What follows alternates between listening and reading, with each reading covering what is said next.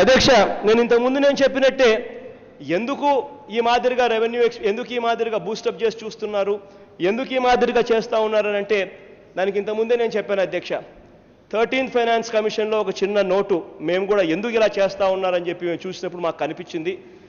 దాని ప్రకారం రెవెన్యూ, ఆ తర్వాత దాని ప్రకారం the sum of total states resources, that is tax and non tax, plus central devolution of direct taxes, that is 32%. ఇంతకుముందు 13th ప్లాన్ ఫైనాన్స్ కమిషన్ 32% మనకు వచ్చేది. ఆ రెండు దాంట్లో మనకు మన స్టేట్ భాగానికి రావాల్సిన ఆ 32% కిట్టీలో మనకు రావాల్సింది మనకు వస్తుంది.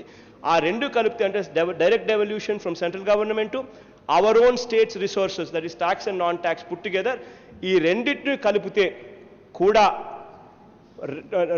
నాన్ ప్లాన్ రెవెన్యూ ఎక్స్పెండిచర్తో దాన్ని కంపేర్ చేసినప్పుడు వాటికి వీటికి మధ్య గ్యాప్ ఏదైనా ఉంటే అది సెంట్రల్ గవర్నమెంట్ దగ్గర నుంచి మన గ్రాంట్ కింద తీసుకొచ్చే అవకాశం మనకు ఉందని దాంట్లో ఉందని చెప్పి దాన్ని పొందడం కోసం అని చెప్పి ఈ మాదిరిగా ఫడ్జింగు, ఈ మాదిరిగా ఎక్స్ట్రీమ్, ఈ మాదిరిగా పెంచుకుంటూ పోయే కార్యక్రమం జరుగుతాం. ఇక్కడ ఒకటి చెప్తా ఉన్నా అధ్యక్ష, ఇవాళ మనం కంప్యూటర్ యుగంలో ఉన్నాం. ఏం జరుగుతూ ఉందన్నది అందరికీ తెలుసు. కంప్యూటర్ సీఎం గారి కార్యాలయంలోనే కోర్ డాష్ బోర్డ్ అని చెప్పి క్లియర్గా ఎక్స్పెండిచర్ ఎంత జరుగుతూ ఉందన్నది కూడా బయటకు వచ్చే కార్యక్రమాలు. మనకన్నా ఢిల్లీలో చదువుకున్న వాళ్ళు, మనకన్నా ఎక్స్పీరియన్స్ ఉన్న వాళ్ళు కూడా చాలామంది ఉన్నారు. మరి అటువంటప్పుడు వాళ్ళ దగ్గరికి మన డాక్యుమెంట్స్ పోతే వాళ్ళు మన రాష్ట్రం గురించి ఏమనుకుంటారు, మన రాష్ట్ర ప్రజల గురించి వాళ్ళు ఏమనుకుంటారు? అధ్యక్ష, ends do not justify means అధ్యక్ష.